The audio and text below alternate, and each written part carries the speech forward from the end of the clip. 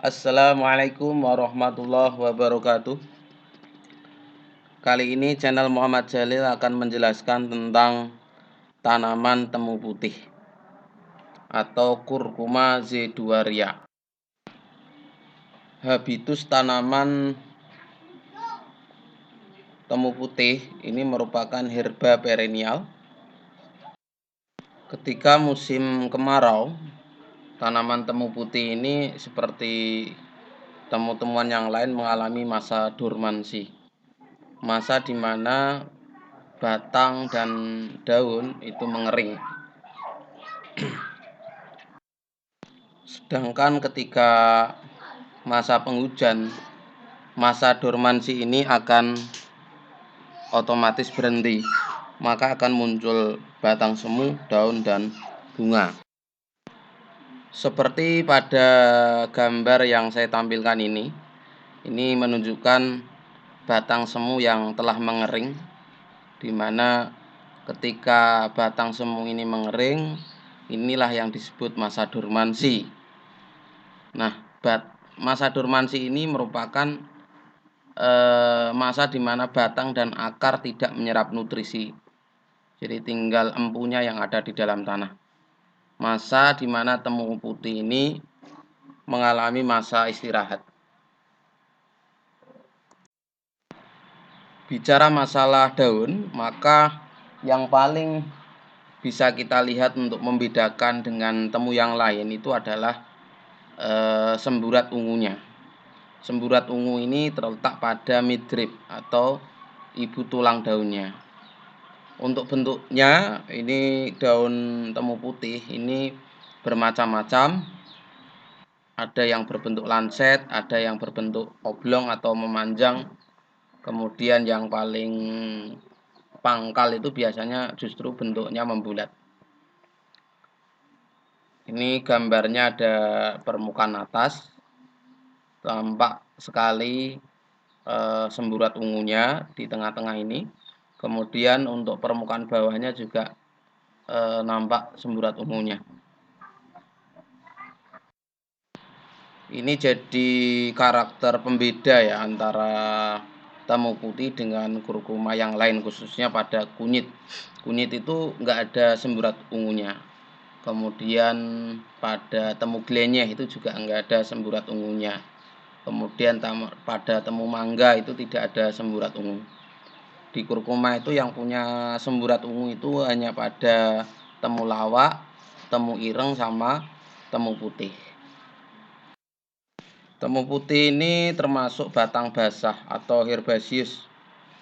Sebenarnya tidak tepat ya ketika dikatakan batang, wong itu hanya kumpulan dari pelepah daun. Maka karena hanya kumpulan pelepah daun ini disebut batang semu.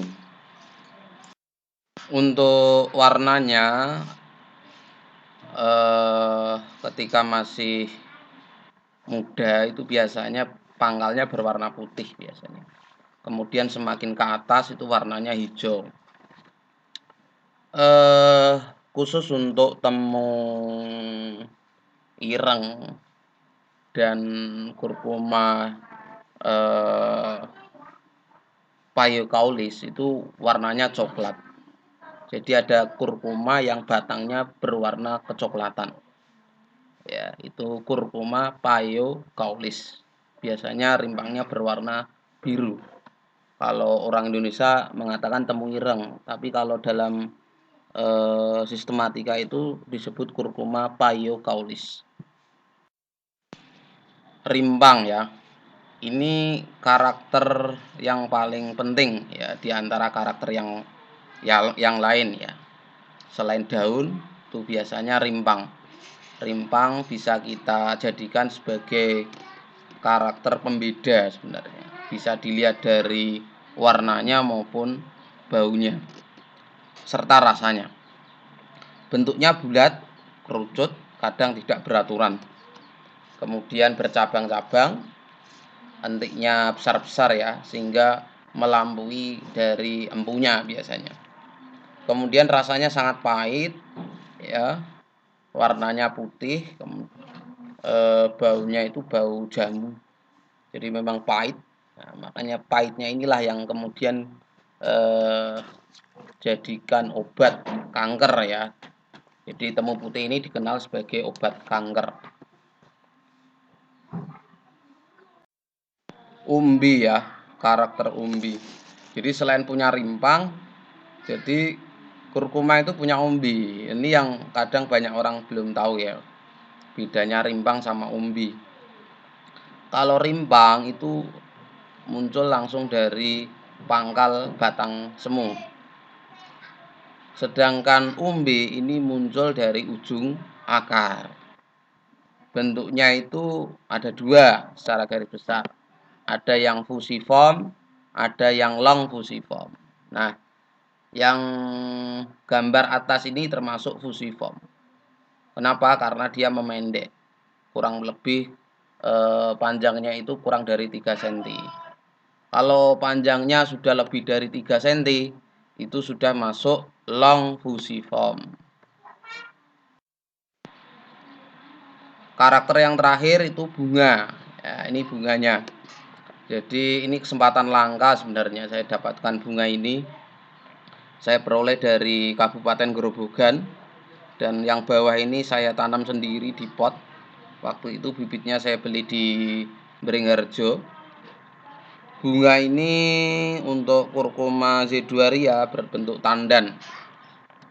Nah, yang ungu ini bukan korolanya ya, ini bukan mahkotanya, tapi ini braktea.